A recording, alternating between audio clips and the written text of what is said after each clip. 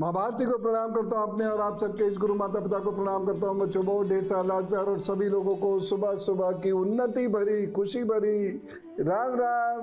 आज जिन विषयों पर हम लोग बात करने जा रहे हैं वो सबके लिए बहुत महत्वपूर्ण है और वो क्या है? अधूरा मकान।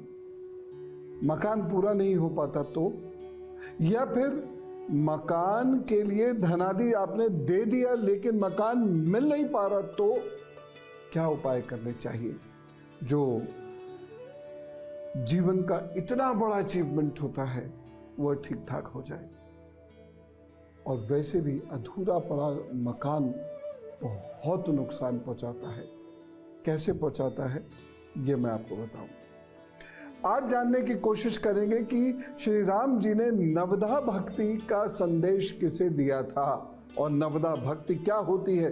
यदि आप इसे समझ लेंगे तो भक्त बन जाएंगे, भक्ति प्राप्त हो जाएगी, ईश्वर प्राप्त हो जाएंगे। और तीसरी चीज आज हम जानेंगे कि यदि आपको इन्फेक्शन बार बार पकड़ रहा है तो आपको क्या घरेलू उपाय कर लेना चाहिए।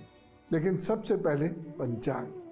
आज है 7 जुलाई, दिन है बृहस्पतिवार। सुबह बात करते हैं मकान की। देखिए, मकान अगर अधूरा है, मान लीजिए नीचे का पूरा है, छत टूटी हुई है, अधूरी रह गई है, अगर ऐसा है तो ये मकान आपके भाग्य के रास्ते बंद कर देगा।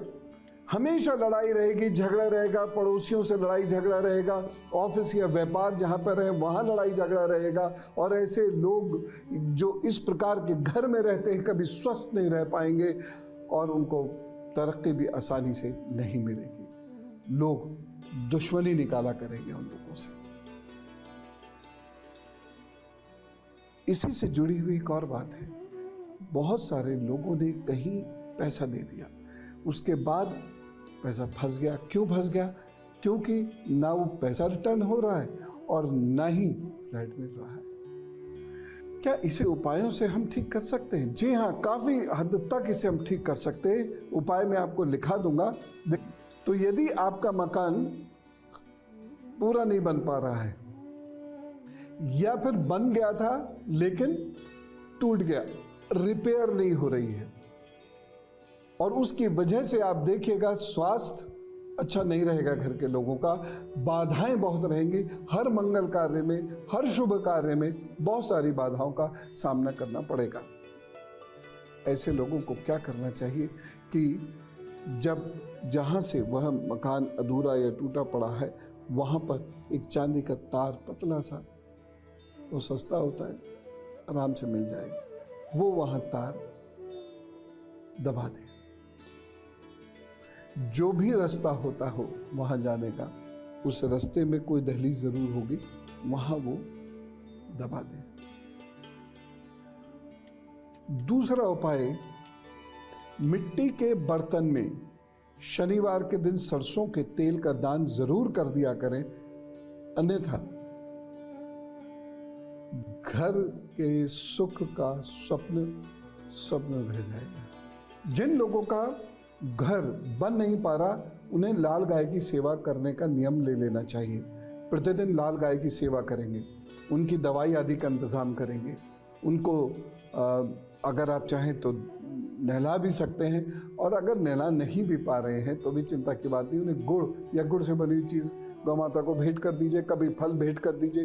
लेकिन ये कार्य जरूर करते रहिए और आप देखिएगा ये इतना अचूक उपाय है कि रुका हुआ घर बनना शुरू हो जाएगा। एक और उपाय बताता हूं, यदि आपका मकान कहीं से बनते बनते छूट गया हो तो ऐसे लोगों को 5 शनिवार कांसे का बर्तन मंदिर में दे देना चाहिए या किसी जरूरतमंद व्यक्ति को दे देना चाहिए। ये उपाय करने से आपका मकान बन सकेगा और वह जीर्ण शीर्ण अवस्था में नहीं आएगा, ये पक्की बात है। तो इन उपायों से मुझे पूरी उम्मीद है रुका हुआ मकान बनना शुरू हो जाएगा। लेकिन आपने फ्लैट के पैसे दे दिए हैं, फ्लैट आपको मिला नहीं, पोजीशन मिला नहीं और दिल घबराने लग गया है, गाड़ी कमाई लग गई है उसमें, अब क्या किया जाए? उसके भी मैं उपाय बताता हूं। यदि फ्लैट नहीं हो पा रहा है, और आजकल तो बहुत सारी समस्याएं चल रही हैं, बहुत सारे केसेस रेरा में पड़े हुए हैं, अगर ऐसी कोई स्थिति बन रही है तो आप एक काम क्या करना शुरू करिए कि चीनी का दान करना शुरू कर दीजिए। दूसरा उपाय करिए, शहद का दान करना शुरू कर दीजिए, और ये किसी को भी कर सकते हैं। इसके साथ साथ आपको एक काम और करना है कि गमला कोई एक घर में ज़रूर ऐसा होगा, उसमें रोज़ाना सुबह पूजा के बाद 1 बूंद शहद ज़रूर टपका दिया कीजिएगा, ठीक है। और एक छोटा सा उपाय मैं और आपको बता देता हूँ। चांदी के चौकोर 11 टुकड़े कटवा लीजिए, और हर शुक्रवार को एक टुकड़ा घास में कहीं दबा दीजिएगा, ठीक है। लाभ होगा, डेफिनेटली लाभ हो जाएगा आपको। एक काम और भी कर सकते हैं आप, ओम शम शनिश्चराय नमः का जप करना शुरू कर दीजिए। इन सारे उपायों के साथ साथ ये भी करना शुरू करिए। हो सकता है थोड़ा टाइम लग जाए, लेकिन आपकी प्रॉपर्टी कहीं जाएगी नहीं, आपकी गाड़ी कमाई कहीं जाएगी नहीं, आपको लाभ अवश्य मिलेगा। बैट मिलते मिलते रुक गया है, ऐसे लोगों को मंगल और शनिवार के दिन सरसों के तेल का दान करना चाहिए। साल भर तक करते रहिएगा, इतने बीच में ही मिल जाएगा। तो ये छोटे छोटे लेकिन बहुत इम्पोर्टेंट वो उपाय हैं जो आपके अधूरे पड़े घर को पूर्ण करवाएंगे और अटके हुए फ्लैट को दिलवाएंगे। अभी तो एक महा उपाय बताना रह गया है, लेकिन उससे और अब धर्मशास्त्र से।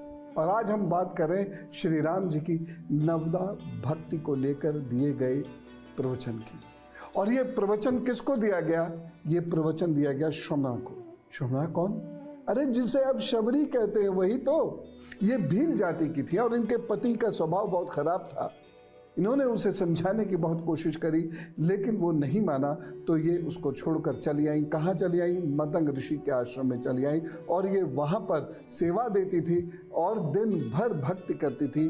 मतंग ऋषि ने एक बार इनसे कहा था कि प्रभु श्री राम तुम्हारे सामने प्रकट होंगे, तो ये श्री राम जी की भक्ति वहाँ पे करती थी।